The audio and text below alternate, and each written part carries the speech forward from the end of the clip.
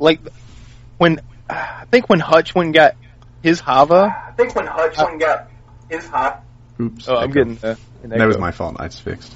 Yeah, I went and got the same thing. I was like, oh, I'll get a Hava, and the thing fucking sucked.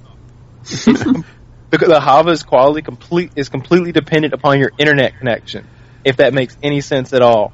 It's some people have messaged me about some weird-ass ways of capturing. They wanted to know if they could, like, plug it in through their cell phone to their computer from their Xbox. Some kid asked me a question about my flip camera, like whether you could record gameplay from your flip camera, and I was like, just get a PVR. Come on.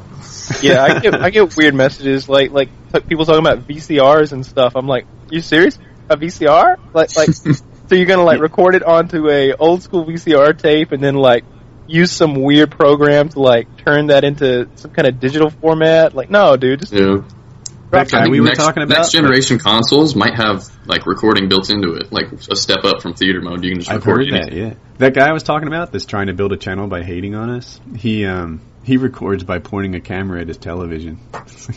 Does he really? What a legend. Yeah, he does. You can see it wiggle sometimes, and it's like, sometimes slightly crooked, like he doesn't correct it in Vegas or anything. Yeah. Oh, he doesn't know how to correct it in Vegas, dude. That'd be... He doesn't go to Vegas. He does Windows Movie Maker? He talks through his HD camera mic. Oh. No way. So he's making live comms. He's making, like, the ultimate live comm. He goes to theater mode, click his camera on and start talking, and just put it up. Oh, man. Yeah. And that motherfucker barely know how to cash his welfare check. You know, I've left probably 4 really polite, kind messages on his channel so far, and here's how he replies to me. I'm going to let the stream see it. And the message is, like, so he's like, hey, Woody, it's how come you only play with big subs, or people who have big channels and such? And my replies are, hey, that's really an unfair criticism. Most of the guys I play with had really next to no subs, or actually didn't even have a YouTube channel at all when I met them. They might be big now, but that's because they do good work. Like, that's the kind of reply I gave him. And, hold on, I'm looking for it. You should say, I don't play... It's not that I play with people with big channels. It's that people who play with me get big channels. That... Maybe if you were a little nicer. It's funny you say that. But no, I don't really think I get them big channels. It's that... it's kind of like getting someone a job interview. You may get them the interview, but they land the job, right? They have big channels because they do great work. I just did help them get seen a little bit, but I've done dual cons with other people who didn't get any subs out of it, and that's because they didn't do as good stuff. Exactly. I remember this one kid who donated for the March of Dimes thing, and got the commentary was on High Rise, and it was the most awkward thing ever. And I was like, nice job, Woody. Like, good job carrying this one. Because the kid was like, you were basically asking him a question, he'd be like, yeah. And then there would be like this awkward silence, and you'd be like, so. I had to do dual commentary with a 14-year-old, and it was awful. I've had a couple of those. Yeah, but this is the Twitter message he sent me. Now, keep in mind, I'm like polite and kind and trying to diffuse the situation, and then he replies with stuff like, shut the fuck up, you fucking bitch, stop with the bullshit, you. Really? This guy is, I'm about through with him. I think he's just going to be ignored going forward, because, I don't know, there's no turning him around, and he doesn't have much to offer. So. Well, I think that's an easy community block, right? Like, if he's specifically going after just anybody who's big. Oh, absolutely. I think so, I'm just going to stay away from him. I tried to sort of reach out to him and let him understand where I was coming from. He fusses that I don't reply to all my messages. Now, I replied to him, like, professionally on that, too. It's like, they need to understand that I replied to every message I ever received up through about 50,000 subscribers. And I replied so well, if they wanted to write to Wings, they would write to me and say, hey, Woody, pass this message on to Wings. And I would do it. And then it got to be that I was spending 2 or 3 hours a day on replying to my messages. And now my channel's it's over triple really than it was at that point. It would be a 9-hour a day job to reply to all my messages. And that's, oh, by the way, now there's new avenues. There's like Huppet that I have to reply to messages from. There's Twitter. And, so I don't reply to all my messages anymore. It is impossible. I still read a bunch of them. I click on them and see what there is to say. But for a guy with like 1,000 subs to say that I don't have the same level of, like replying to messages that he does. Well, yeah, I guess not. But I have 160 times more people than he does. Yeah, you need to take a screen cap one day of like don't check your messages for 24 hours, and show how many you've got. Because I don't know how many you get. I don't get that many, but I get at least probably 50 in a 24-hour period. I just skim all mine. I do check my messages every day. I'm looking at my inbox now. There's a bunch of them that I've read. And I have 14,848. That's how far behind I am. Wow. Don't even bother. I'm 15,000 messages behind. There's no catching up from this. And that doesn't include the other avenues. Like, I know I'm at least 1,000 behind on Huppet. It's a hill that I will never climb. Well, see, here's the thing. Like, what could they actually be messaging you for? Like really, like what is your sensitivity? Can you help me out? Do you like this gun? Like, honestly, like if you're messaging someone on YouTube, like, it's probably one of a couple things. It's one, hey, I really enjoy your videos. You do a great job. Period.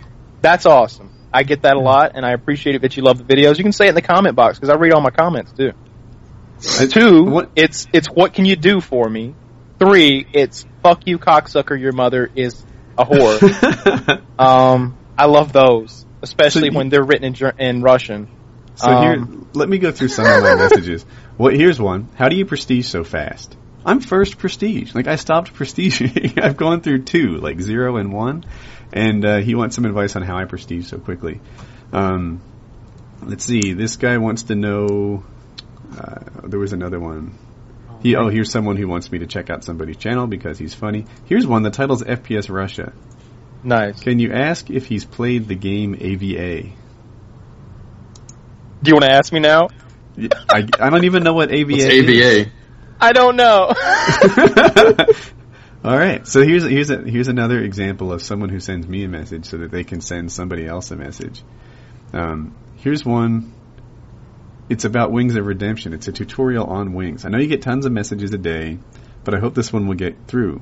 Anyway, this is no way a hate video, but more video that made me laugh. I was playing Mercenary, I found Wings in the lobby, and he backed out after I changed my clan tag to something he recognized. Then I went ahead and had a decent game. I hope you catch this. So I guess he played with you, Wings, had a good game. Oh, the title of the video is How to Make Wings of Redemption Leave Your Lobby. Yeah, I mean, it's not how to. I even openly said on my Twitter, if you recognize me, I dashboard out the game right away. I don't want nothing to do with that. Really? Yep. Yeah. I don't like it either. Like I was playing a team deathmatch today, and somebody starts like, "Oh, it's Russia." Because what's going to happen if I have a bad game? That bitch is going to be all over YouTube, and there's another problem. Fuck it, I'll back out.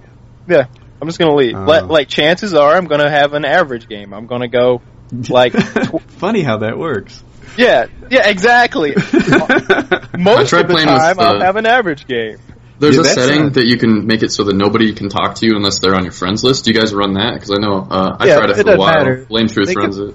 They can still record them throwing a tomahawk at me and hitting me in the back. After about 10 So here's my thing, right? When I play, I almost always, well, not almost always, but oftentimes I play with friends. So even if they don't recognize me, I'm in a lobby with like Wings, Onslaught, Bendro, Team Art, I don't know, Bash, and maybe some other guys earn my respect. Someone's getting recognized. And then, they start to like put it all together and they see us in a group and they know that we're like the real us because we're playing together. And if I left every lobby we get recognized, that'd be over half our lobbies. It happens. Yeah, but see, I don't leave when I'm in a full stack party. Yeah, I'm talking about a full party, mercenary team deathmatch or FFA. Yeah, exactly. Yeah, I see where you're coming from. And even though, like, my channel's not built on me being the best player on YouTube, right? Like, I never claim that. I'm totally just not that guy. But even though that's the truth, I still feel pressured to have these above-average games, right? Like, I still don't want to see a game that I hated playing on the fucking YouTube because somebody thinks they're a prick. Yeah, because you never know why somebody had a bad game. Like right now, I'm playing. If I have a bad game, it's because I'm talking to you guys recording a podcast. I did that so last night I couldn't sleep. I was up late, and it was actually like 4 a.m., and I'm laying in bed, not asleep. So I'm like, you know what? I'm logging on. I don't care. I'll just play. And I played from like 4 to 6, and I played horribly. I think I had maybe one game with a better than 3 KD, and I went positive in almost all of them. But it was all between like 1 and 3, and I didn't get the kind of games I wish I would. And yeah, so now I know they are like my most recent games. That like they're the ones that people have been watching all day when they send me the invites and look at my stuff. It stinks. Yeah. Wow, what do you suck? I think playing late at night, you go up against a lot more of a hardcore audience. Like if you want to get against Baby Buffalo the most, I try to play like right around the time everybody's getting off school, US my gosh, anyway. I hadn't even considered that. I'm on vacation this week.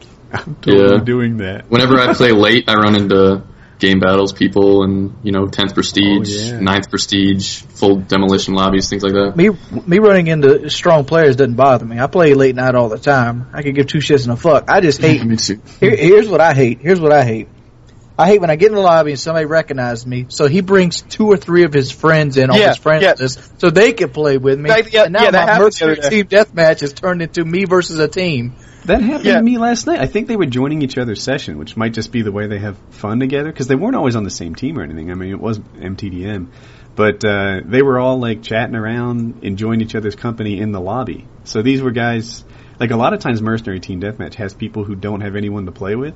And people who don't have anyone to play with are oftentimes the Baby Buffalo. The reason they don't have anyone to play with is nobody wants to play with them.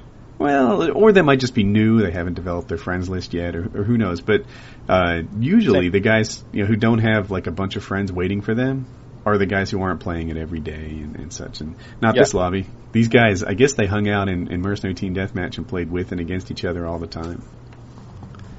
It's annoying. Some people enjoy that. I love when I go to a Mercenary Team Deathmatch and they all got the same fucking clan tag. Yeah. Like, you seriously want to beat up on people that came here to not face people playing together?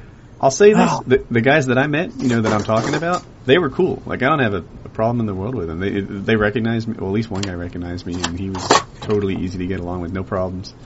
But I feel this added pressure when I get recognized in a lobby, and that's almost half the time now. It happens a lot. And then when I don't get recognized in a lobby, like I remember we lost a game of Headquarters, I'll say 4 or 5 days ago, and then someone, it's like, all right, I lost a game, oh well, it was no big deal. They were all in a party, like I didn't remember hearing them. And then, sure enough, there's comments on my channel, hey, what are you going to post that one game you lost in Headquarters from 4 nights ago? Like, damn it. Really? Yeah, exactly. Oh, that guy gets blocked. That guy gets blocked immediately. He's being a smart ass intentionally. Like, he's just trying to rub it in your face, like as if you never lose a game. Is like my win-loss ratio isn't 100 or a million. I wonder what my win-loss ratio would really be. Because, so I don't mean to act like I'm some sort of gaming hotshot, right? I made it really clear that's not me. But I will say that when we roll together, we win a lot. And I might guess that half of our losses are from, like, hosts rage quitting and stuff like that. Yeah. Like my win-loss is maybe 3 1/3, something like that. And it might be 6 if we didn't take a loss every time the host backed out like that. Happens a lot. And again, it's not because I'm crushing everyone. It's because my team is crushing everyone. Yeah. It can happen in wager matches too. If like the host dashboards or the host just leaves, it can fuck up high roller really bad. Everybody in the lobby will like everybody loses their money. It's really gay. I think you don't lose your money. You just don't get your winnings. Well, I've heard that a lot. So I've had like 6 different people explain you don't lose your money, but you don't get the winnings that. Yeah, that might be it. Yeah. So, and you take a loss on your win-loss. I think. No, it doesn't go to your stats at all. The wager match doesn't. No. But it has its own. I think they have their own stats. Yeah, they have their own stats and like leaderboard. Like when I check my combat record, I've only played a couple games in wager match, and it has its own sort of thing going over there. Have you seen White Boy's One in the Chamber videos? No. Oh man, they're some of the best stuff on YouTube at the moment. He's cracking me up. I want to, I might copy the idea. Copying ideas is a tricky thing, right? Because like on one hand, it's this guy's idea, it's his domain. On the other, copy an idea. Yeah, on the other, like really like in-game live commentary that can't be yours to keep. And the one thing he does different than the other people do, like that. Oh, it's live wager matches. So he does live commentary in his wager match, but he doesn't mute himself to the other players. So he thought about doing that. Yeah, so he says, "No, this is the podcast where I get a little potty mouth, guys." But he'll be like, "How'd you get all those COD points? You suck dick for COD points, don't you? That's how 40,000 for 40,000. You can suck my dick. I'll give you 40,000 COD points." And this is like the conversations he had, and you don't get to hear the other people. But White Boy is cracking me up with with his dirty talk, and he's always suggesting doing sexual favors for COD points, or there'll be two people left, and he's like, oh, let me kill you. You've got the win locked in, but I'll move from second to third if you, commit suicide, and sometimes he gets his math wrong, and it's the funniest thing. So I was thinking of doing like a similar type thing, a live commentary where like the other people can hear me, and then just start carrying on a conversation with them. Those high rollers get intense too. Everybody's always yelling, like they're constantly. Everybody usually has a mic. Yeah, and they're freaking out almost every game. And he's telling everyone to double down, and he's like, "Double down! What are you scared? You scared?" So no, I think it would be funny to do that, but have it set up so that they could hear you, and so that you could hear them rather. Yeah, I'm sure you could record the voices too. You just have to balance your sound levels. Right. Yeah, mine's pretty much worked out because I did some live comp. But I might do that some, and it'd be funny. Yeah. Have you played any high roller? They get intense, man. They take it seriously, like they're gambling. Yeah. It's gambling. I don't think so that's where the baby buffalo roam, man. It's not. That's where some good players roam. Because here's what happened: the baby buffalo came in there and they lost all their money and they never came back. Yep. The bad thing is, I always win in high roller, but I always lose in regular weekend gambler. Really? I've had that too. Exactly, actually. I was trying to build up money to get it back into high roller because I won on my high rollers, and then some of the people in Weekend Gambler were drop shotting and sprinting camp corners and things like that. I never do bad. I usually get second place, but I hardly ever win Weekend Gambler. It's like, motherfucker.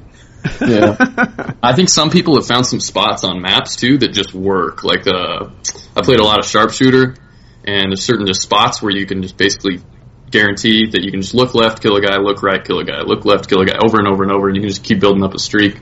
I think people have found these corner spots. Sharpshooter's you have to get a 4 kill streak gets you all these different bonuses. You get sleight of hand pro, steady aim pro, lightweight pro, and ×2 multiplier. And it's whoever gets the most score, and it switches weapons every 45 seconds. 45 seconds. I've seen that. I've seen White. It's really fun. It's probably my most fun. It's my favorite of the 4 game types. So I don't like that one. Or ridiculously random. So sharpshooter changes guns randomly. The gun game, you work your way through a progression of guns, and then there's one in the chamber, which is my favorite, I think. Where you just have that pistol, the one-shot kill pistol. That thing Sticks and Stones I've never played. I've never played a one section. Yeah, I have. I haven't even used those weapons. What is it? Tomahawk, knife, and Tomahawk, crossbow? ballistic knife, crossbow. Yep. and there's your. I don't like any of them. Oh man. I don't like the wager modes. I could do without them. I could do that with the COD points. Bring you back to guns leveling up. Oh, I like the COD points. I think it's nice. Trying to go for 1 million. I want to get 1 million through high roller. I bought everything recently. I had more COD points than I knew what to do with. I don't think I crossed 200,000, but I was close. And I just started going to the emblems, buying everything. I started going to guns, buying everything. Kill streaks I don't even like. I started buying them. You got all your pro perks? Not all of them. I have all the ones I want, except for maybe Flak Jacket and Scout. That's all I have left. Tac Mask is the best perk on the game. Yeah, actually, I was going to call that out as the one I don't have, but I want. Pretty nice. But I like Hacker a lot. Hacker to me is first of all, you avoid those deaths. Second, it helps me find people. It's almost like a UAV. It's like, all right, there's a motion sensor here. I guarantee you there's a camper. How about this, Woody? Go ahead. Flak Jacket plus Tac Mask. Claymores can't kill you, and you can't be grenaded, stunned, or flashed. You're 100% immune to stun and flash with Tac Mask Pro. No, I've got one for you. Joke. Get this. Here's a cheap tactic that I haven't even tried it, but I read about it and it sounds perfect. Second Chance Pro and Flak Jacket hang out in the tower by firing range with a friend. The two of you will be up there. You can't get naded out. If you do get naded, You go into second chance, and he picks you up again, and you can just sit there and kill people all game long. It'll be worse than that Halo, pretty ridiculous. Bubble thing. Yeah, it's kind of like a setup, like a Halo setup. Yeah. And, I've been running this TAC Mass Flak Jacket, dude. My KD has went through the roof. Because really? People in this game, they like to throw everything they have at you before they get into the gunfight. And when you have that setup on, they can't do nothing but kill you with a bullet. That's only way you can get killed is a bullet. I hear you, Wings. And like, one area in my game, there's two areas in my game that I'm sort of working on improving. One is I think I reload a little too often. In Black Ops, I don't know, I use more bullets to kill, so sometimes reloading is necessary. Sometimes I'll have a third of a clip, and that doesn't always get it done. Like if it's not a close gunfight, like sometimes I don't always win with that, or there's some penetration. So reloading when it's appropriate is something I'd like to improve. And leading with stuns in general is something I'd like to get better at. Because people who do that well, it's like you don't even have a chance against them because you're all stunned out. Have you used any of the terrible weapons in this game, like the PM63 or the Kiparis or any of that? I've used the Kiparis a little bit. You don't like the Kiparis? No. Is that how you pronounce it, Kyle? So much. But Kiparis is one of my I made a little SMG video. I was like, that's one of my top 3. That's one of my top 3. I love it. Hey, look here. Any submachine gun on the game turns into the best weapon in the game with rapid fire. Straight up. That's straight. I used a Mac 11 in my TAC Mass free for all. I went 30-2. Yeah, Mac 11's good. I went through every submachine gun, just trying them all out with rapid fire. All of them beast mode. Like the MPL, probably one of the best guns on the game with rapid fire. MPL's sick. Yeah. Rapid fire MPL, one of the top 3 guns on the game. Period. Yeah, it's pretty good. I don't like the Uzi's iron sights at all, and I don't like the PM63 or the even the Uzi. Dude, the Uzi with steady aim and rapid fire, death machine. Grip rapid fire Warlord on the AK-74U was a pretty neat gun, but I like sleight of hand so much. With anything is good. I mean, 74U is so easy. Like, you don't need to like you can't die with the 74U. I can. I can die with any weapon in the game.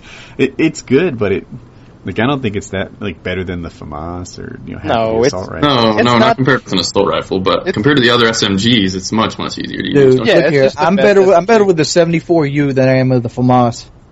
Really? FAMAS is one of my go-to weapons. Sometimes when I'm not using the FAMAS, it's just because I have too many videos with me using the FAMAS already, and people fuss.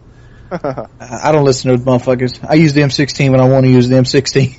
Oh, I like the G11 too, man. I have one nice thing about this game, because there's no stopping power in Juggernaut, is that my anti-air class is a suitable everyday class. Like, if I had one with, what the heck was the second perk called? UAV Jammer? No. Help me on Modern Warfare.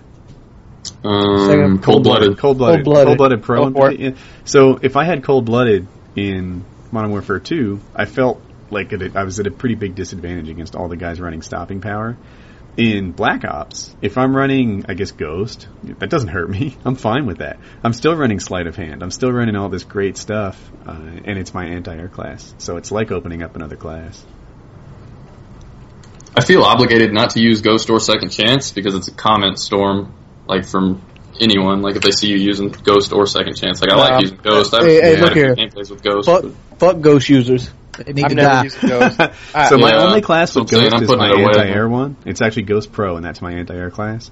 And then my 0th Prestige, I used Second Chance, and I even still think it's a semi-balanced perk, although it really stinks when you run up against more than one person because you spend so much time on him. But I haven't even touched Second Chance. I have 0 Second Chance usage on my current Prestige, which is like 80% of my playtime now. Because my subs hate it. Like, I don't know if I'll ever get the pro version. Yeah, I'm putting both those perks away, I think, from now on, just because But Ghost, I get a lot of comments. Dude, you need an anti-air class. I do have one. I have one called Ghosty. It's got Ghost, Ninja, Steady Aim, some submachine gun. Mine's called Casper. They need to stack the flares like 3 or 4 deep on the kill streaks. Yeah, for real. Here's me and Thunder were talking about this yesterday morning. They need to take the Strela out of the game, and that would fix it. Take the Strela out of the game, make everybody use the law. And here's what you do on the law class: you leave it just like it is, so that it's got that flak jacket, so you can't kill yourself to get more rockets. I love that so much. I'm thinking this through, man. Like, I'm thinking air support killing should be a group thing. When Modern Warfare, like CoD 4. When Modern Warfare 2 came out, everyone said the air support was crazy overpowered, right? The Harrier was like a guaranteed chopper gunner. The chopper gunner was a guaranteed nuke, and that was the end of the game. And then, a few months into it, my Harrier wasn't worth much more than an airstrike. You know, it dropped. People would hear it inbound, and they'd be pulling out their anti-air stuff already. That's where Black Ops is headed. You know, chopper gunners used to be worth like 15, 20 kills. Now, you're kind of guaranteed about 3, but you're lucky if you get more than 5. Till there's a SAM turret there, which is what happens to me in Ground War all the fucking time. I don't know if you guys play 9v9 at all, but I try not to because that's where the noobs roam. I mean, it's so easy to get Ground War games. I look down on people that play Ground War. The one reason I'm not playing Ground War is that in previous Call of Duties, I always had terrible connections on them. We'd always call it lag wars, and it was frustrating. So I haven't really given it a chance in Black Ops. Is it better? It's been my go-to game type since CoD 4, so I don't know. It's just my game type of choice, I guess. Ground War's got a bunch of people going for montage clips, and half the people on Ground War just running out in the open. If you camp even a little bit on it, easy gameplays. That's what I hoard out in the start of Modern Warfare 2. I learned my lesson. The one thing I'll say about Ground War is, like, when you get the big kill games, I swear, it seems like you can get twice as many kills, even though there's only 50% more players. You know, the kill streaks are that much more effective on Ground War. But, I think it's because the spawns don't flip as easily, because you have to kill all 6 people to make you have to kill your entire team, really, to flip the spawn. I wish Treyarch would have brought back actual war. I loved war. I'm hoping they bring it back in like a DLC or something, dude. It's amazing. It's my favorite game type, man. They said they're going to add new playlists. Because there isn't a single new game type in this game, right? Am I missing Wager something? Matches is basically their okay, yeah. I'm glad they did that. I'm glad they did some innovation with free-for-all. I appreciate that. But yeah, it'd be neat if there was a whole nother... Like, Capture the Flag added a lot, I think, from CoD 4 to Modern Warfare 2. It was something new to do. And then they took it away because they're foolish. But it would have been neat. Like, for me, War is pretty much new. I've played it, but I don't have anywhere near the World at War playtime that maybe some of you guys do. I was mostly... It's probably the best game mode I've ever played on first-person shooters. Me too, man. I love World at War. I'm never going to sell it. War is the greatest game mode ever in a first-person shooter. Mm-hmm. So what's War, Wings? They're asking in the stream what War is. Well, War basically is... It's like domination, but there's only one flag. It's like everybody's got to capture the B flag, and when you get on the B flag, it tells you that you're on the B flag. So the other team's going to be throwing grenades at you. It's even got a number counter.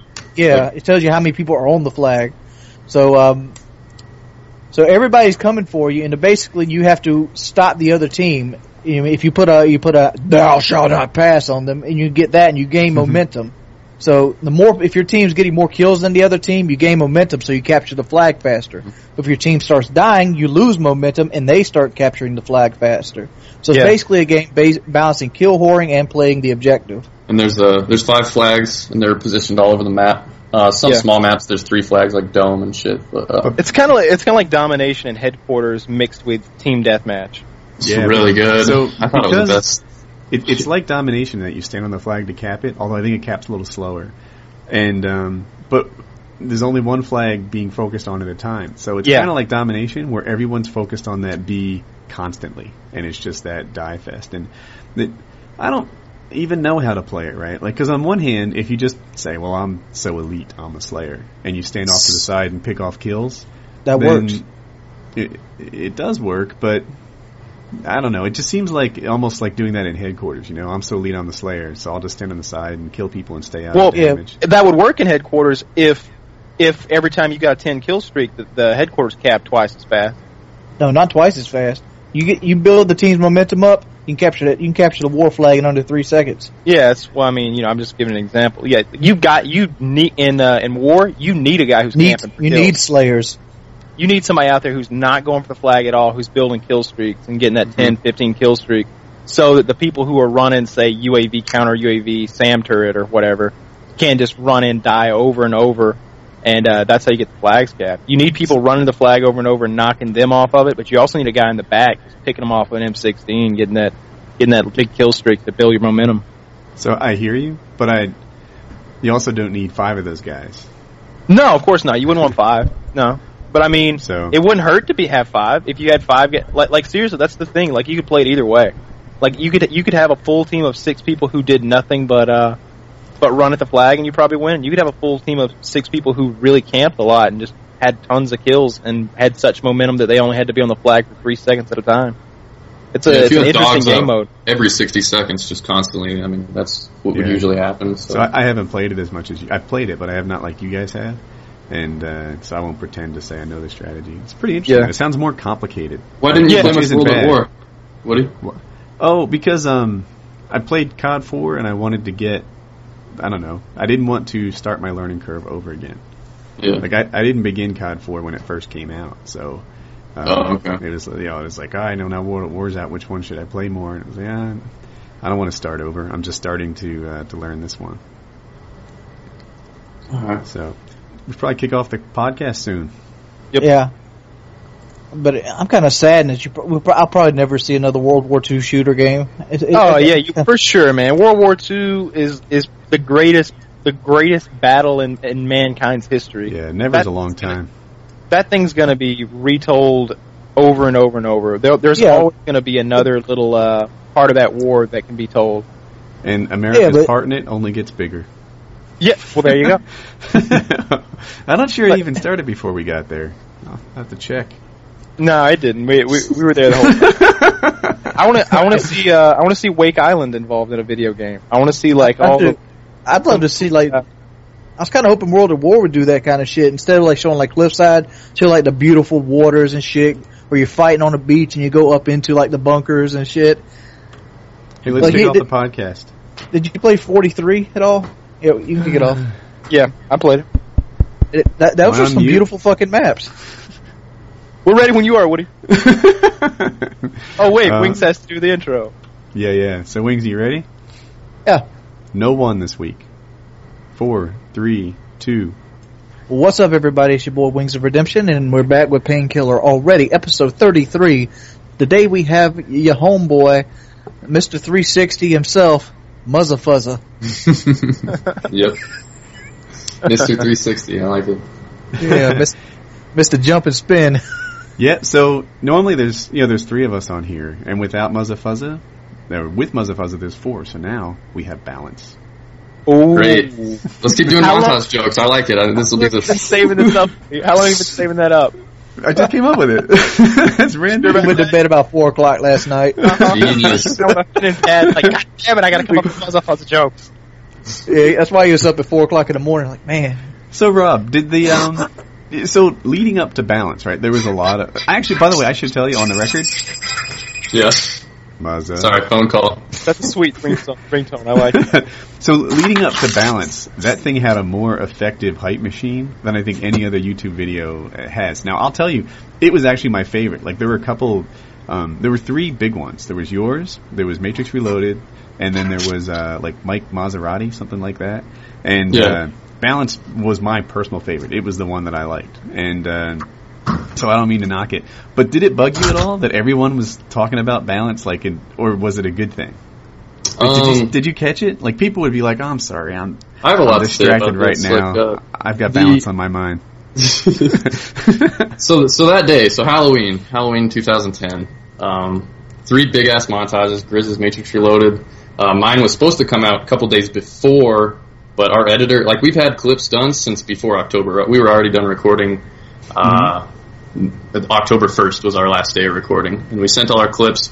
We thought he was going to edit for a month straight, and then about October 25th, we're asking him, how's clips going, how's everything going, and he hadn't even started.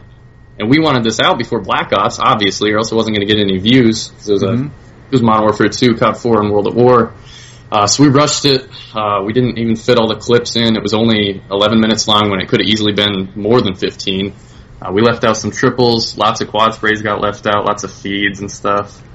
But I think it came out all right. The editing was what was lacking. I think we put so much time into clips. We were all sick of just playing all 3 of those games. So, but Did it bug you that the community was always talking about it, or were you like psyched that the community was always talking about it? Like I was tempted to like jump. I thought it was cool. Did you guys get comments on your videos about balance or what? Like, what are you talking about? Sure, yeah, but not like Twitter was alive with all sorts of balance stuff. You know, it was always a joke. It was like, well, I can't really do this. Like, God, I think it helps get it views. So I guess that's a good thing. Yeah, I did my work day was completely unproductive. I'm just waiting for balance to come out. I can't get anything. I think Hutch tweeted at JD 2020 like, "Are you ready for balance?" He's like, huh? I thought it all went down good, and I think everybody's montage got at least 200,000 views. So yeah, but yours got a ton, right? Like, did you break 1 million? Not yet, and actually, I'm gonna sound so fucking spoiled. I was hoping for more than 1 million, because we had imagine 5 months of work, I was hoping to just go as big as possible, and I wanted the editing to be really, really good too. Like, I wanted Mazzarini style editing. I wanted crazy effects, like all sorts of the whole spiel. I wanted this to be my big, big project, so it kind of flopped there. Fooled again by GUNIT. Wait a minute, GUNIT was your editor? No. GUNIT faked the nuke and is still destroyed in views. Yeah. How much views does that video got now? I know it's over 2 million now. Dude, don't even look. Please don't. I don't. All the viewers are going to go check, and it's going to get at 40,000. Yeah, you're going to give this shit 20,000 views. No. Somebody's got to buy GUNIT his, what does he like? What's that stuff he always talking about? Cock? that chicken stuff he always talking about, that the British people eat. KFC? Chicken stuff? With KFC and cock were I forgot what it is. Far. I don't know. He used to have it in his clan tag. It's like some kind of ramen noodles that the British people eat. I have no idea. I know they say Tesco a lot. That's like their Walmart. But yeah, man, Muzza, I liked that balance montage. It was my favorite of the group that came out. Yeah, thank you. I put all my heart into getting clips and shit. I think everybody was kind of bummed with it. You could really tell that it was rushed. You saw the ending, right? It just cuts off. It just ends. There's no outro, no. Yeah, I don't know. One of my favorite montages also was Beyond did one, and he used to put it to this really simple music with no real editing whatsoever. And he was like, look, this isn't about fancy editing. Just sit back and enjoy the video. He put that up as an annotation. And that's exactly what I do. I just sit back and listen to some happy music and watch some amazing footage. And I really, really enjoyed those. And so sometimes when they get over-edited, that's... Over-edited, by the way. Now a lot of the editing is pretty good and it actually adds to the experience. Yeah, I don't want to have a seizure, though. That was a year ago, man. A year ago, everybody used this flash to white effect, and they do it right on the kill, which is the part I was most interested in. So it was when the best part of the little clip comes around, then you can't watch, and then instead they try to give you a seizure, and it was awful. Yeah, you weren't around watching montages about a year and a half ago. Were you? Did you not have a YouTube? Because I grew up on as far as the COD community, I grew up watching I guess I've been here for about a year and 3/4 of a year, and I watched pretty much every video that Top Notch has uploaded. All blackouts, old Grizz montages, everything. So I've always been into sniping since the very beginning when I started my YouTube. So yeah, so when I decided to put a YouTube channel together, I kind of put a little thought into it, and I was like, all right, I like my gamer tag. I went and I registered a new YouTube account. I went and registered the Twitter account. I registered something else too. And, cause one of the things I looked at, Hutch, who does a great channel, in terms of what I'll call branding, the fact that his gamer tag changed probably once a month, and his YouTube channel, I still don't know. Is it it's Shano728. How could you not know? I honestly don't know that. I just look it up from my because I subscribe to him. I just look it up from there all the time. Sean0728. Oh, and it's not a normal spelling of Sean either. It's it's not. SHAUN. I have all the YouTubers bookmarked. I just keep a bunch of bookmarks in my Firefox, and I can just tab through people's channels if I want to go check up on their latest videos or see where they're at, what they're doing, things like that. You're breaking up. I have 40 or 50. But so the reason my YouTube channel is only a year old is not because I just started watching videos a year ago. I was actually Hutch's, I'm going to say like 500th subscriber. Like I wasn't totally early, but I've seen everything he's done. XCal, Blame Truth, all that stuff. I remember when XCal converted from not commentating to commentating. So I, as a viewer, I was around early, but as a producer, I've only been around for a year. You know what the best video Hutch has ever made is? It was called An Evening with Hutch's Yo Daddy. Oh, yeah! And there are 2 parts. Yes! And I've seen them both. The best video, those are the best 2 videos he's ever made. I liked the ones with his ex-girlfriend a lot. Like, there was something charming about the way that he let you into his life, and they'd, commentate together, and like when they played, Explosion Man. Yeah, when they played Explosion Man as a group, like I found that really endearing. And now on my own channel, like I've been watching. So my channel, I do more than one thing. All right, sometimes I upload gameplay or game battles videos. And am I still here? Yes, you are. Oh, Muzza's home stopped. So sometimes I upload game battle stuff. Sometimes I upload games where like I get a high KD and talk about how I did it. And sometimes, like today, I uploaded a video about someone in my family somewhere who touches dog penises. And because of that, it seems like every time I upload any one of those, then they complain that it's not one of the other 2. They're like, oh, I don't like this. What happened to your gameplay commentary? Oh, I prefer your funny stories. Oh, I prefer this. And I never get anything like that.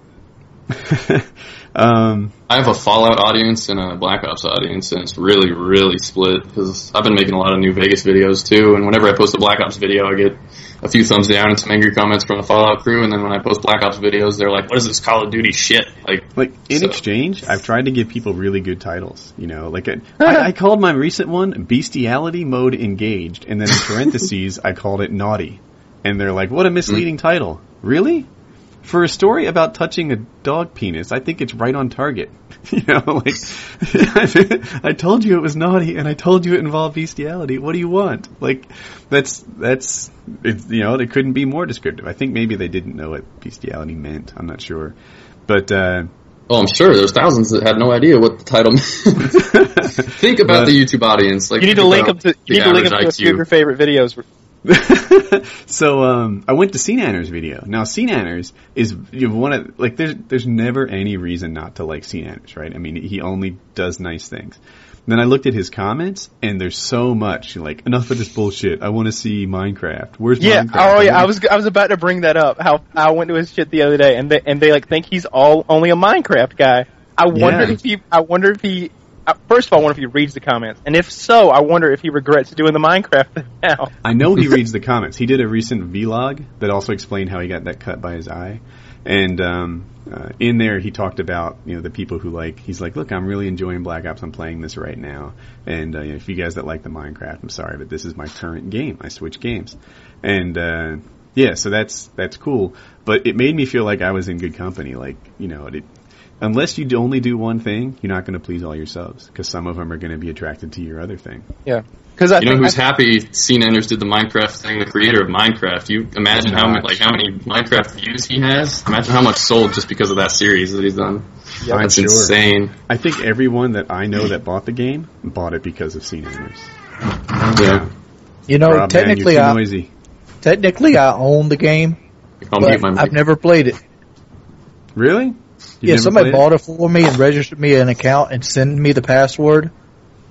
I've never used it. Yeah, something. It looks like the dumbest thing of all time. I'm sorry. They say graphics don't matter, but that game is literally 25 years in the past. I mean, it's like, but it's Pac-Man graphics. I don't know. No, it's 8-bit, right? It's just straight up 8-bit built. Pac-Man looks more enjoyable. Yeah, it does. I've seen a bunch of people playing Pac-Man lately. I think. Oh God, have you seen the new Pac-Man? It's amazing. I bought it instantly. I've heard it's totally addictive and wonderful. It's really good. It's better than Geometry Wars 2. If any of you have that, it has way more game types. It has way crazier stuff. There's already people tearing it up top of the league. They have, I think they've sold at least 50,000 copies. I saw Hutch and Bobby playing it last night. Yeah, I saw people tweeting about it. I'll have to get it. Although, here's what happens to me, right? I'll get the game, I'll get Geometry Wars, and then I'll want to be, one of those billion score players in pacifism, but I'm not. And it's like, man, this really sucks. Can I get back to some game that I know how to play? But we'll see. Maybe I'll pick it up. I didn't really put effort into Geometry Wars either. Yeah, neither did I. You guys want a new topic?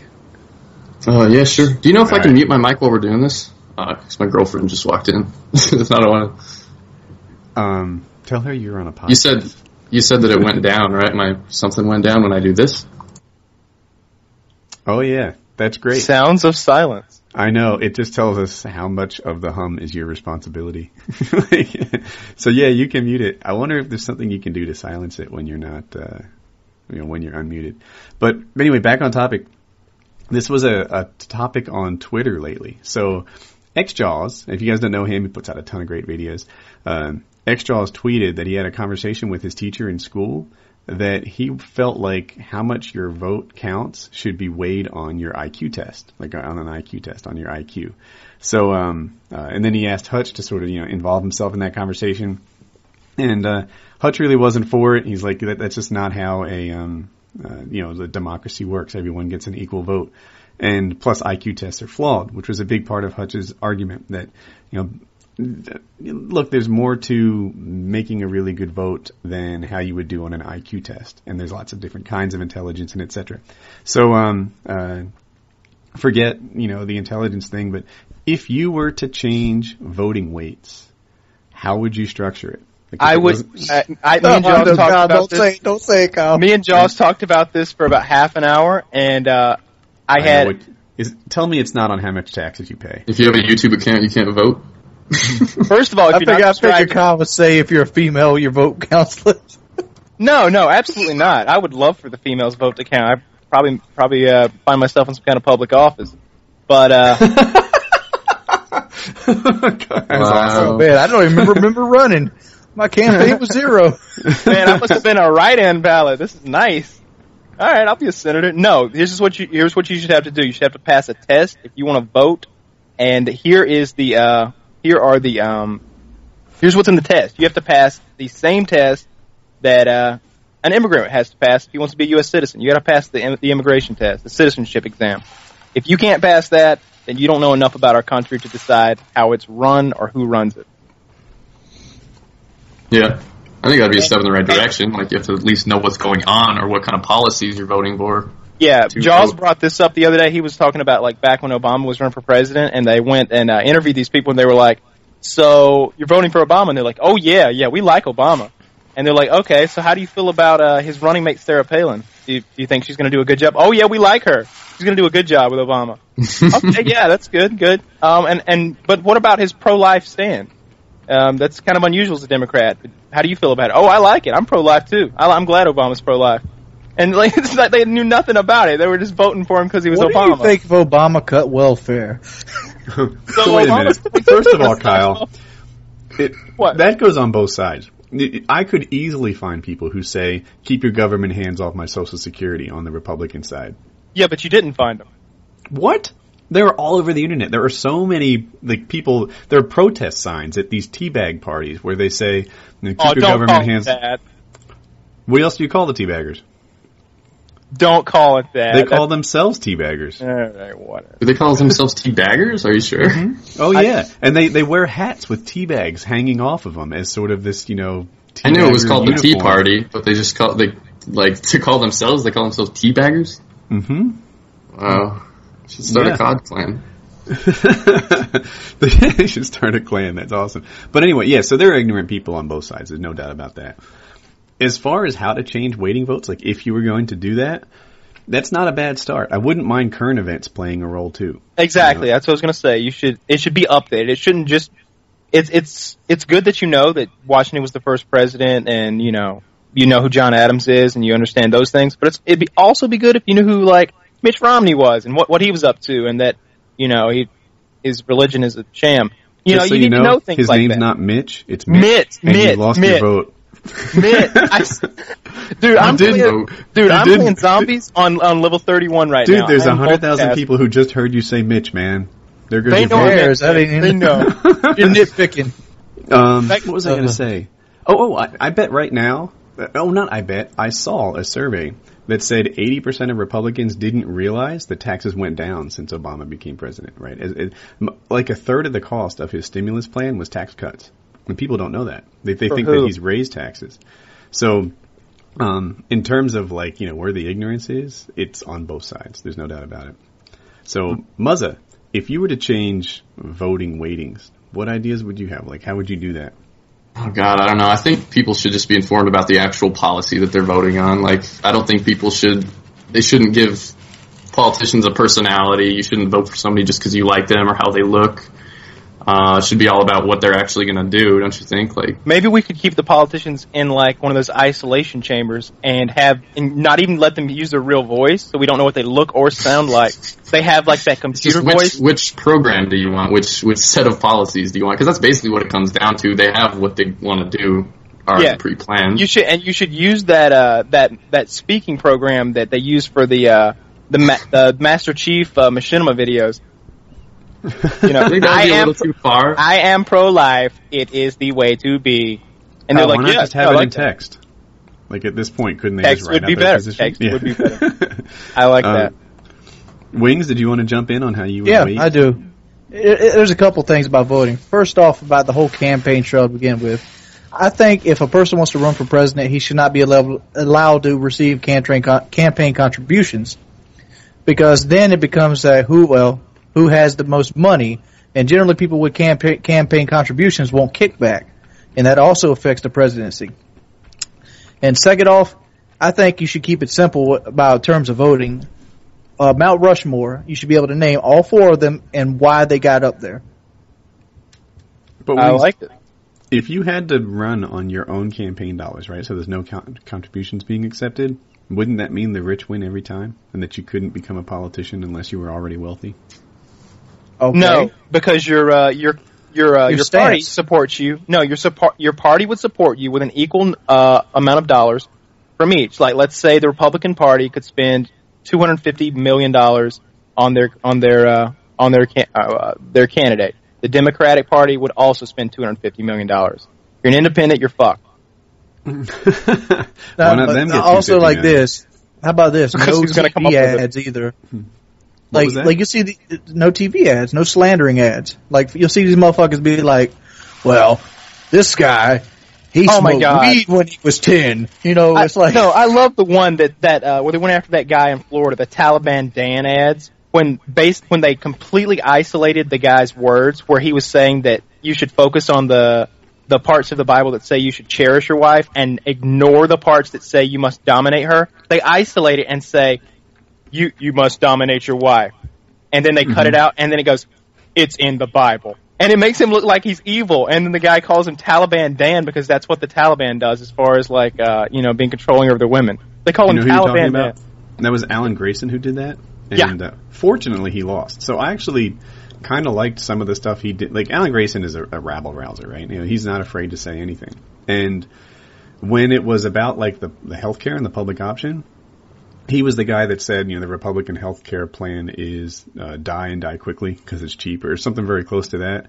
And I kind of liked the guy at that time. But then when he ran his campaign, it was like, oh my gosh, this guy's a liar. There was no other way to look at this. He's running a dishonest campaign, and I'm glad they threw the bum out because, like, if he was willing to run a campaign like that, what's he willing to do in his leadership position? Just, you got to go. Hey, I got a question for you. Mm-hmm. Who would you want to be president? Top 2, top 3. Newt Gingrich. Oh my gosh. And sit still, Socrates. God damn it. Kyle, pay attention. Got Newt Gingrich and Socrates. You're talking about right now? People who are around right now, or just right now? Yeah. Like if Obama got assassinated, we had a re-election right now. Well, that's not how it works. But I know it ain't how it works. It's probably have fucking Joe Biden. If it were. I'm not going to finish that.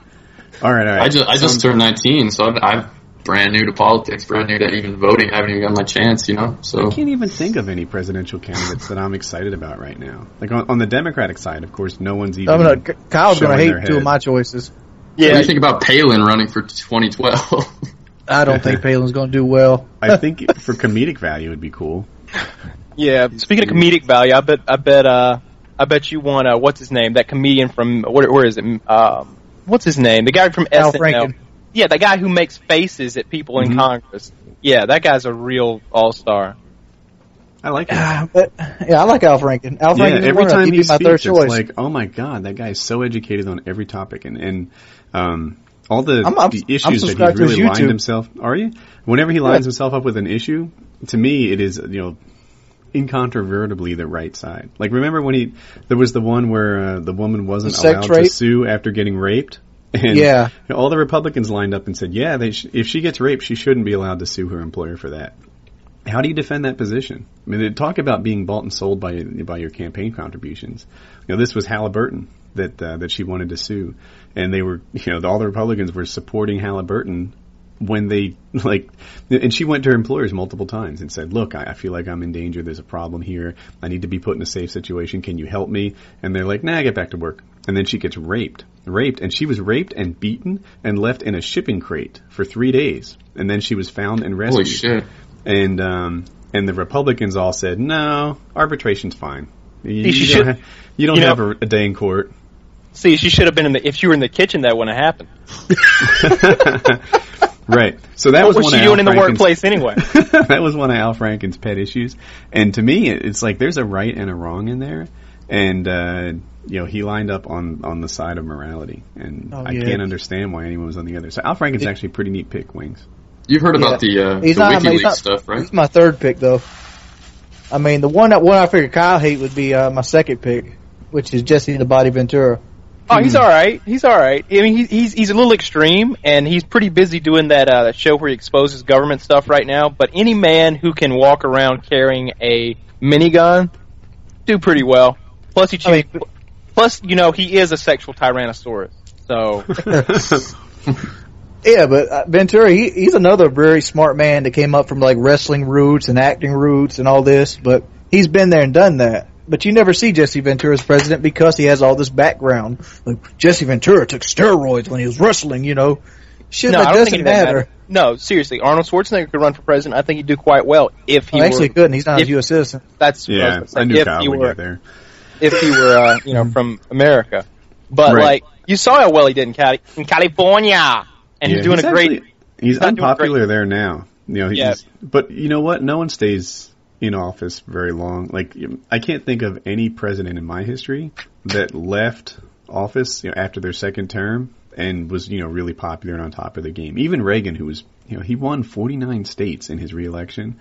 By the time his second term was done, it was all about Iran-Contra and other dirty things that they had done. Interesting stat that came out in the most recent Gallup poll. President Bush's job approval ratings are higher than Obama's current ones. Anybody want to know what my number one pick was? What was it? Mike Gravel. Oh, that guy? Yeah. The crazy guy? No, he's not crazy. That guy has no bullshit in his heart. That guy, isn't he? That guy's crazy. He isn't crazy. Mm-hmm. You sure? Yeah, he ran for president against Obama, right? He was one. Yeah. Originally, there was a party of 11, and every time he got up, and I guess you're right, he kind of had no BS in him. But did you see the guy running for? I don't even know what he ran for. It might have been governor in New York, and he was from the Rent is Too Damn High party. Yeah. Yeah, he's crazy, right? I mean, he's that's the guy you want, Reed? No, that's a different guy. But they're like two peas in a pod. Mike Gravel, he's like, I would make an excellent senator. I am a karate black belt, and you're like, what? Wait, that's not. Mike Gravel was already a senator, but the fact is, he didn't bullshit you. He's like, they go, Mr. Gravel, what is your stance on how high gas prices? Because in this course, gas was $3 and something a gallon for 89. And he goes, I think it should be raised, and everybody's like. It's like, and he actually explained why gas needs to go up more. And as opposed to Obama. Obama ran on, hey, the tax cuts for the rich were a terrible idea. And that was a central part of his economic policy. He was going to let the upper income parts of the Bush tax cuts expire. And now he just backtracked on that. And I want a guy that's not going to bullshit me. That's what I say in my heart. I want a guy that won't accept kickback, that has no that has no in his heart, like, fuck you. Like, if Al Franken ever got president, which is never going to happen because of the way Al Franken's personality is, he'd either get assassinated or you get impeached. All right. So should we switch topics? Yes. I've got one. Kyle, let's talk about our trip to Nevada. Oh, it didn't work out so well. No. Hey, you know where I am? I bet you know where I'm not?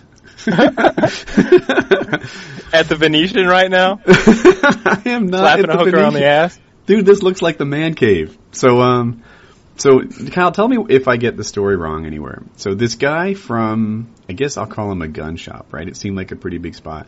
Talked to Kyle back and forth a lot. And the guy was clearly an expert on guns. If he doesn't actually own this gun store that we're talking about, then he's, I don't know, he does something with firearms. This guy is the best bullshitter I have ever met in my life. Like he went to the smallest detail. This is coming detail. from a car salesman. No, yeah, seriously. Like I can usually smell bullshit. Like if somebody's like, yeah, this and that, I'm like, yeah, sure you are. No, but talking to this guy, he's going down to the smallest detail, just like you would if you were legitimately planning this trip and trying to be as helpful as possible.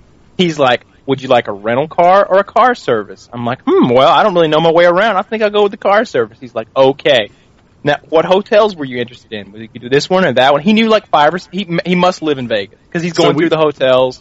We were, the deal was they were going to fly us out there and we were going to shoot guns, much like FPS Russia does in his videos. Uh-huh.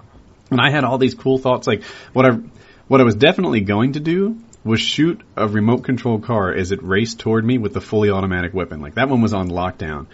Other ideas I had were trying to shoot a window as I dove through it, like if I could manage that somehow. So it was like a 7-day trip, so 5 days of actual like footage.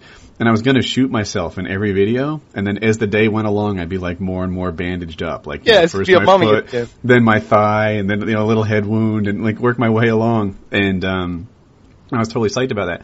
But and this guy, he talked with Kyle about like marketing strategies on things he wanted us to say, or how we would mention his gun store, so that the videos that we put up would get him some traffic and some awareness of what he does over there. Yeah, like I asked him one time, I was like, you don't have a minigun, do you? And he's like, no, we didn't have the 7.62 minigun. We used to have one of those 22 long rifle miniguns, but it was a complete piece of junk. We kept having to ship it cross country to the manufacturer to have it retimed. And you got to inform every police department along the way that it's going through their town, and it's a big deal. Like, where would you even come up with that? Why wouldn't you just say, no, we don't have one? Like what is, you know what I'm saying? Like, so the guy was a brilliant BSer, and he fooled Kyle. Now, I never even talked to him, but when Kyle was convinced, I was convinced too. That's how that worked. So I actually scheduled a week off of work. And if there's any like, oh god, it's a mixed thing here, right? Because on one hand, my PTO at work is kind of a big deal. Like, this is a savings account. If I ever get in trouble or get fired or get, if there's layoffs, then this is like a nest egg that would help me and my family survive, losing my job. And I burnt 40 hours of paid time off. On the other hand, it comes at an excellent time. Half of my subscribers think I don't have a job. Truth is, I've got a freaking boatload of a job. And lately I've been working like 12 to 14 hours a day. I'm going till 8, 9, 10 o'clock at night. Then I play games till late, say 1:32. And work after that. I'm putting together new sequence diagrams that I can go over in my meetings the next day. I'm up till 3:30 nightly, putting together all this stuff. I've been working my buns off. And we just went through concept commit. We were successful. It was the perfect time for me to take a week off. And now, even though that the trip is canceled, I'm taking my week off, and I'm loving it. And it's just nice to not be working. So on one hand, I didn't totally get burnt by it. On the other, it's like I really could have been. What if I wasn't in the same spot? What if I wasn't in this point in my project's life cycle? So there's some real stuff. I don't like it when people try to scam us, and they're constantly doing it to people with big YouTube channels. But there it is. So there is no trip to Vegas. There is no That's trip huge, to Nevada. though. I mean, you guys think you got trolled? Like, you guys think this was just some kid messing with you that knew all this information? Yeah. That's insane. Like, he did a really good job, I gotta say. He's a dick. But I just don't understand, like, how he... Like, I'm trying to think of one of the conversations. He sent me a list of the weapons that they had managed to acquire for me, and it was like, It was a good list of weapons, and I was asking questions about each of them. I was like, "Oh, does that one have the folding stock?" He's like, "Yeah, it's got the wireframe stock. It's it's the 67 model. It's not the 72 model, so it's a little bit different. And your rate of fire is going to be a little different." I'm like, "Oh, okay." And the 74U is that the what did I say I was asking if it was like the Russian model or if it was a different model. He's, "Oh yeah, it's the Russian model. Yeah. Not many of them in the country. It shoots the steel core ammo," and just on with this bullshit. And it's just how did you find out that he was BSing you guys? Well, we didn't get our tickets today. Oh, you found out today. More. Not exactly. We, Kyle. So as this thing was approaching, I'm like, "Kyle, is this legit? How come I don't have a confirmation number on this airline ticket?" He's like, "I don't know. It should be coming soon." I'm like, "Well, he booked the hotel, right?" And he says, "Yeah." So I eventually called the hotel to see if they had a reservation for Kyle. Kyle, I'm not going to say Kyle's full name, but for Kyle's name, and they had nothing. They never heard of this guy, and I'm like, this doesn't seem very legit. So I actually knew, I guess, a day or two in advance that it was going to be a hoax, or most likely a hoax, and there it is. Yeah, I've had my suspicions since maybe Thanksgiving that maybe there was something going on. Well, the whole time I was probably never. Who does that though? What was his motive to fuck with you guys and make you guys take work days off? And see, I would weigh it in my mind. I remember I was outside the other day thinking. I was like, all right, so what are the odds that this is bullshit and that it's fake? And I would add the things up that might make it bullshit. I was like, all right, he hasn't contacted me in 2 days. That's kind of weird. He messaged me through YouTube to begin with. He hasn't asked for my email. That's kind of weird. But he's got like all these weird facts, and when you ask him a question, instead of just saying yes or no, he'll go into great detail, like educated detail. And the only people who should know these answers are like me and a guy who actually owns a gun store. He's got Wikipedia up or something. Are you sure? Well, but he's like, felt like he knew a lot about guns, though. But we're on AIM, so he's giving I'm like, so what's the rate of fire on that G11? He's like, well, it's this and that and that's that. And he's like going into it, and he's explaining the difference between full auto fire and 3-round bursts. And we're talking about like the anti-air defense system that uses the same technology. And like he knew his shit. All right, wow. So this leads into my next topic. I got a question while we're on this. Oh, go ahead. What about the Gamer Grub guy? Oh, he's sending it. All right, yeah. It's not Gamer Grub. It's a different company. Gamer Grub is probably good stuff. It's Are probably you implying this is bad stuff? Excuse me. Gamer Grub is bad for you. That's what I meant to say. And the stuff he's sending us is good for you. It's good stuff. I look forward to that. It should come in the mail, right? Yes. Yep. Cool. So sunflower seeds are my current snack of choice. We'll see what he has, but we may have a food-based sponsor. Yeah, it's going to be some granola bars and some trail mix and stuff like that, I imagine. Unless that is also bullshit. It's another scam. Watch it be another troll that's just trying to get your address. It's the same guy. And he's a 14-year-old kid shows up at your house and he's like, let's play some Black Ops. All right. That's the thing. Go ahead. I just want to add this. The guy got nothing out of it. He never said, could you send me $150 is like good faith money, or, that's usually how scams like that would work. It's, like I've got $1 million in this account, but I can't get to it without your $5,000 to access the, this and that. Yeah. Like, oh yeah, okay, that sounds like a good idea. Kyle, but here's the thing. Like now, we're probably going to get just scammed again, but let's see if we can get this guy on next week's podcast. No! Really? That kid. We could confront him. We could ask him what he was doing, what his motivations were, why he did it. Where's my plane ticket? You want his? Yeah, I'll give you his YouTube username though. The subscribers can go ask and see what his deal is. Post it in the chat box. And say it too. The live stream chat box. Yeah, I'm going to it right now, so I've got it. All right. So, MuzzaFuzza, if there's one thing you could change about YouTube, what would it be? Oh man, one thing. That's it. Well, it doesn't have to be one. I think I wish they had a better system for the subscriber module. Like if you could somehow organize it so you get stuff from certain people first, and you could organize the list of what you want to see in your sub box first. Because I know there's a lot of the audience out there is subscribed to Respawn, all the commentators, the regular Machinima channel, and all these network channels and all stuff like that. I wish there was some way that they could just guarantee that your video is going to get out to the people that you want it to get out to, because on and off, it's been publishing errors, YouTube uploading errors, all sorts of shit. I've always had issues with uploading. I don't know about you guys, but my speeds have been terrible up until now. I think I was telling you, Woody, I had 0.3 upload for the past more than 6 months. Ever since I moved in. We just upgraded it, and now it's 0.9, which is still not great, but at least I'm uploading under 2 hours now. Yeah, I got the same thing. I got 0.4. Mine's 0.6. 0.28 for the win, motherfucker. You have 0.28 upload, Wings? Yeah, 0.28. How big are your files? It depends. Like, if I put a half-hour one up, it's about a gig. If I put up a regular 10-minute one, it's about 600 MB. Yeah, sounds about like mine. Yeah, mine are bigger. How do you deal? You said you have 2 lines though, right? Yeah, I got a line dedicated strictly for uploading. Yeah, I would have to wait 4 hours, not be able to play games, not be able to do anything on my computer because I didn't want to interrupt it. So that's why I've never uploaded like more than 2 videos in one day.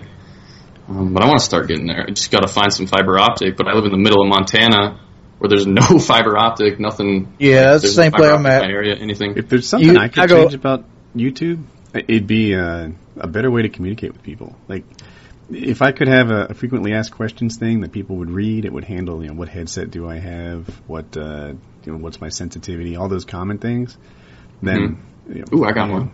If I could have a better way to communicate with the subs, that would be a big deal to me. I don't have any great ideas, but you know how on websites they can have like your Twitter and your Facebook like showing a feed like straight on site. If they could implement that to channels, that'd be really cool. Because then you could have like your Facebook fan page and your Twitter and shit like all in one place, like straight on the screen, just straight to your channel. I bet they could integrate that pretty easy too, because you can already do that with on YouTube. The channel homepage. They could watch that and see your tweets. You could just show your Twitter feed on your channel, like next to your video or something. You could choose where it was, just like another module. You have a ton of followers, don't you? You have like 14,000 followers on Twitter? 17,000 something. 17, damn. I want to like start. I don't even know what to. It's hard though because I rarely tweet. I tweet probably once a day. I don't know what to tweet about. Like I tweet if I'm doing something or if there's something that people can get involved in. But usually when I tweet, it's just I'm doing this or I just did this. Like really, or if I tweet like 8 times a day. Yeah, like I always have. I actually have to settle down. Calm down, Grizz, because I've got. I don't like if I tweet too much, people get pissed. So I try to keep it. Yeah, so I try not to have them suck. But yeah, I'm on Twitter all the time, sort of hanging out, doing my thing. Kyle, what would you change about YouTube? Community, tech, what? I definitely don't mind if Kyle needs time. Yeah, go ahead. I want to think about the one thing that I want. Search feature in the damn inboxes. Ooh, that'd be good. Mm-hmm. I'll tell you what I want. I want you to be able to like super subscribe to somebody so that not only do my videos go in your sub box, they autoplay on your channel. Next time you go to your channel, it's like bam, FPS Kyle's talking to you on your channel. So do you think that like preferred subscriptions, like you could have like your top 10, just like on MySpace had like top 5 friends, whatever. Yeah, like your favorite subscribed channels, they'll always be on top. Yeah, you I wonder how that works. I wonder how we do, right? Like, so I have 160,000 subs, and my videos lately have been getting about half as many views, right? Somewhere between, sometimes even less, like 50,000 to 80,000 views. That to me says that some of the subs, of course, subscribed a long time ago. They might not even be hanging out on YouTube. Some of them might like me enough to sub, but I'm not necessarily their must-click like YouTuber. And you guys would probably have the same thing, right? Like I subscribe to 80 people. I don't watch all of their videos every time. Some of them get by me. And I just assume, all right, these guys like me enough to sub, but maybe not like me enough to watch everything I come up with, which is fair, right? Do you think box for box is a big part of it too? Because some people don't even realize they subscribe to you. So they might, No, I don't. Like a lot of people just click subscribe to all whenever they... Here's the thing. When I went on vacation and stopped putting up new vids, I was picking up 50 subs a day, right? Now, although my last 2 days have been down, I usually pick up like 1,200 subs a day. I think most of the time people are subbing to me is not coming from box for box. Mm-hmm. And that was 50 a day. And then a lot of that was probably from long tail, associated videos and stuff like that. The boxes themselves, mine are pretty stable. They don't change much. And I think they've just gone stale. That might be it. I don't know. I think everybody's views are down, though. If you relate view to subscriber count, it's fluctuating because it's so saturated. I think that's the main thing. There's so much out there to watch. Nobody could keep up with watching every video that pops in their sub box. So I think they pick and choose. Sure. Yeah, and some of the new guys are awesome. Like a shout out to Frog the Barber again. Have you seen his high action commentaries? Nope. No. I don't know who. Frog the what? It's Frog the Barber. The Barb. It's not Barber. It's Frog and then DA and then I thought it was BABER. I'm not sure, but Frog the Barb, something like that.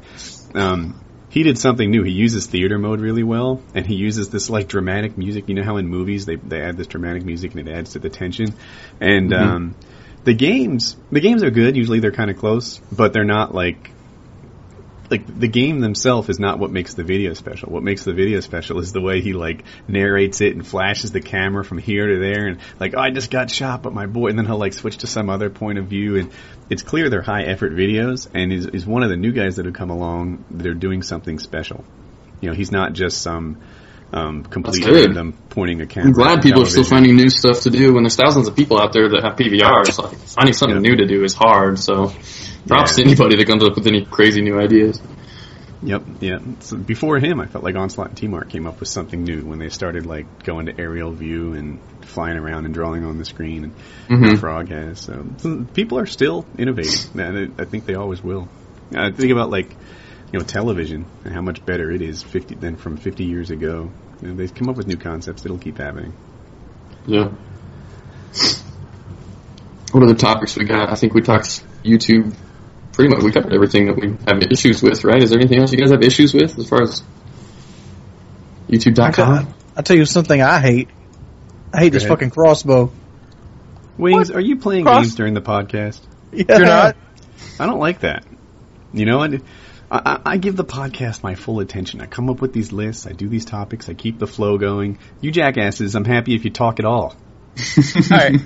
I will say this: I like the Crossbow a lot. Like, it's got that concussive damage. You can just like launch a couple of them into a room, take people out. Like there's roofs on Nuketown. Like you can just keep spamming it up in there and take 2 or 3 guys out at a time. I like the Crossbow. Yeah, but here's the fact and the topic. All right, so I'm playing this wager match while I'm killing time, and I've gotten to the ballistic knife 3 times now, and I've gotten set back 3 times now, and I get put back to the Crossbow. The ballistic knife has shitty-ass hit detection. Oh, yeah. For sure. You playing gun game now? Just weekend gamblers? Yeah. Ballistic knife is probably the hardest to use in the game, right? The hardest like piece of equipment. Yeah, I mean, the guy will be not moving, standing still, and I'll still miss him. Yeah, I don't know what's up with that. I think it has like a bullet hit detection. Like it's a very, very, very small. It's nothing like a knife or even a tomahawk. I feel like if you can hit someone in the side with a tomahawk, it'll kill them. But ballistic knife, if they're moving at all or if they strafe it, it's really easy to dodge. It's also slow. Like I've seen Only Use Me Blade give some advice on the ballistic knife, and he really leads people to get those hits. Like if they're moving, it moves slower, I think, than a noob tube does. Oh, I wouldn't say that. No. Did you see my straight up one? I shot one like straight up and went all the way across the jungle. I have a topic. That's faster than YouTube. I have a topic. You want a topic? You think it is? All right. Go ahead, Wings. All right. MuzzaFuzza. What does it feel like now since the entire community is turning away from what you originally started doing? Oh, yeah. Kind of how montages are dying down. You don't really see any. Well, now, back when I first started out, the whole thing was sniping. Everybody like, snipe. Yeah. And I was against that right out the gate. It's like, fuck this shit. Those snipers are bad for your team. And now people are actually coming around and seeing that snipers ruin the games and, layouts and all, and team oriented, and winning is actually coming around. And how do you feel about that? That what you came to YouTube doing and loved doing is now having all these anti-followers? Because back before there was no naysayers. I'd say if I wanted to snipe on Black Ops, I would. But I just don't. I feel like Black Ops is a much more... I think that's why, is because of Black Ops. Black Ops is a way more gameplay-oriented game. It's a lot more balanced. You can show a lot more, gun skill, game skill. There's tons of different factors on classes you can roll now that all the perks are balanced and you don't have to roll stopping power on everything. If I want to snipe, I'll get on COD 4, World at War, I'll never get on Modern Warfare 2 again. I need to sell that, actually. But, I don't think... I can never see myself doing trick shots again, recording for 3 months for montage again, because it's so much easier now to get views through commentaries, to interact with your subs through commentaries and stuff, and getting montages, getting clips, putting up like trick shots or bounces or like tutorials for any sniping stuff. Just not worth it anymore, I guess. And I think the entire YouTube community is so much bigger because of commentary. So pretty much everybody's more gameplay based. I've noticed you put up about 12 videos since Black Ops came out, and I want to say about 6 of them are like just tomahawks or ballistic knives you got randomly. Is there a reason behind that? I'm a college student. I've been studying for finals pretty much since Black Ops came out. Once this gets done, I have about 10 or 15 gameplays stocked up and lots of different clips, and I wanna show people how to use different stuff in theater mode. And I got a lot of videos planned. I just have been really, really busy and finally got my upload speed changed. So I'm going to keep uploading for the next months to come. I just haven't been as active as I used to be. Cool. Hey, so that's an hour. Do you guys want to do a crank call? It's up to you. I want to hear one. I don't really want to do one. I know Kyle's good at them. Yep, I'll do one. All right, Kyle, let's work this out. So what happened is before the show started, I posted on Twitter, if anyone wants to help out with, the crank calls or topics, to just tweet at me and let me know. And one guy found private pole dance lessons. And I think that would be perfect for FPS Russia to call them up and see if he could get some private pole dancing lessons. I was just thinking about this week. I got a guy we could probably call that would probably get really mad at you. Keep him in mind. So let me see if I can do this. I'm getting better at calling. I just wonder if his name hasn't changed. I used to work with this guy named George Hare, okay. He had a huge rage problem. That's who we want to call. He would feed into it really quickly. I call him, hey faggot, what's going on? Do you need talking shit, Kyle, or just +1 phone number? +1 in the phone number, I guess. Hi, thanks for calling Catherine and Slinky Productions. Please leave us a message and we will return your call. Please be sure to check out our website at slinkyproductions.com. Talk to you soon. Can't take your call right now. Please record your message after the beep. When you have finished recording, simply hang up or press pound. Hey, I was calling about the pole dance lessons, and I'm glad that I finally found somebody who can help me out. I guess I need to check first and see if you can help me out. I'm a bit overweight, and so far there have been other instructors, but nobody can really come up with a customized plan just for me that can meet my requirements. I weigh 425 pounds, and so I can get around the pole very easily. Trust me, like getting around it is no problem. It's doing the the specialty moves, hanging from my feet, that sort of thing. I don't really need oil, though I usually do oil up. I'm a pretty sweaty guy, so I slide up and down the pole well. It's just getting back up it. So I was hoping that maybe you could help me out with some techniques. Maybe there's some tricks of the trade that I don't know about. Maybe some kind of suspension harness, like a puppeteer with those clear wires. You could, loft me up there or something. I don't know. But I'll definitely go to your website and check that out. But you can get back to me. My email is actually, you know what? Message me on YouTube at danman1012, or you can hit me up on AIM. My AIM is Dan ROARMOO. All right. Have a nice day. Who's Dan Man? That's the guy who trolled the suspension. You wanted to be hung up and suspended above the stripper. A 425-pound greased up, suspended above stripper pole. So, Kyle, here's a good one, too. I'm so glad we did this in advance because it's going to help. This is for females who are aged 12 to 18 who would like to participate in a birth control study. So there has to be an angle here for you or for Russia to get involved with these 12-year-old girls. Are you ready? Yeah!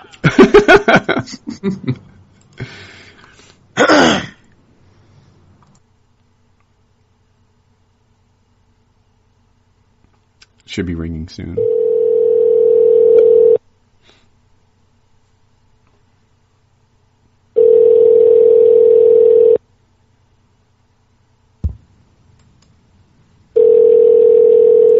Thank you for calling. Your call will be answered by the first available operator. Yeah.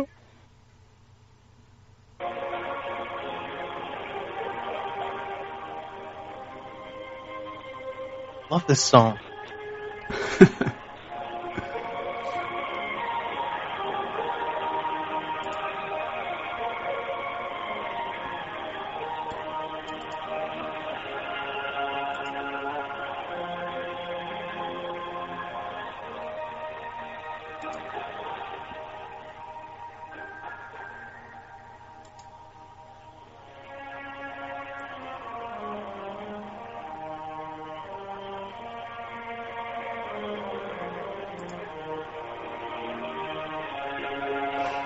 Oh, their customer service sucks. They may be closed and just never pick up. Well, come on, there's got to be an answering machine. I know exactly what I want to say here. This could be great. Thank you for my access. ICT and Power Play to help you. Hey, I saw that. I saw your ad where you're doing the study, the birth control for 12 to 18-year-old girls. All right. Now you reached your after-hours message service. Their officers, their phone lines are forwarded for the day. If you like, I can leave your name and number and have them call you back for more information. Could I just leave a message with you? Sure. See, what they've got, I saw they were having this study for, I guess they're doing birth control tests for 12 to 18-year-old girls, and I just wanted to volunteer my services because I'm an expert in the field. I've gotten 2 of my girlfriends pregnant in the past. One was 16, one was 17, and I think that I need to be part of the study. I think that I wouldn't say I'm an expert in the field, but I definitely know my way around a young preteen's body. Okay. Sounds good to me. All right. Can I leave you some contact information so that they can get back to me? Sure. All right. I don't really. I'm never at home, but I've got my instant messenger all the time. This is my AIM. It's DANROARMOO.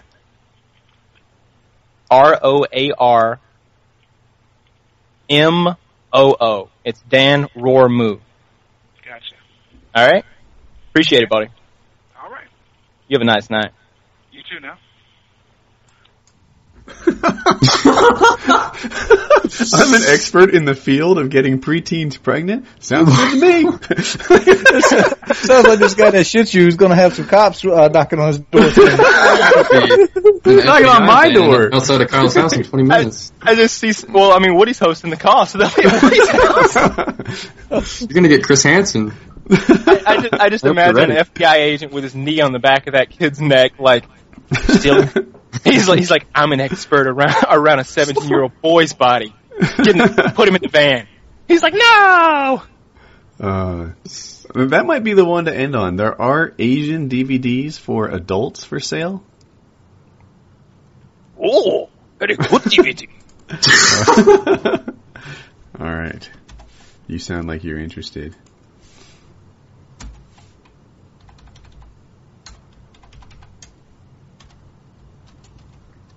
You'll fight his DVD with the might of 1,000 wombats. All right. So it's connecting. It'll ring shortly.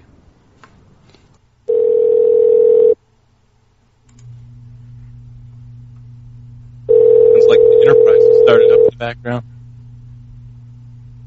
Yes. Hey, I saw your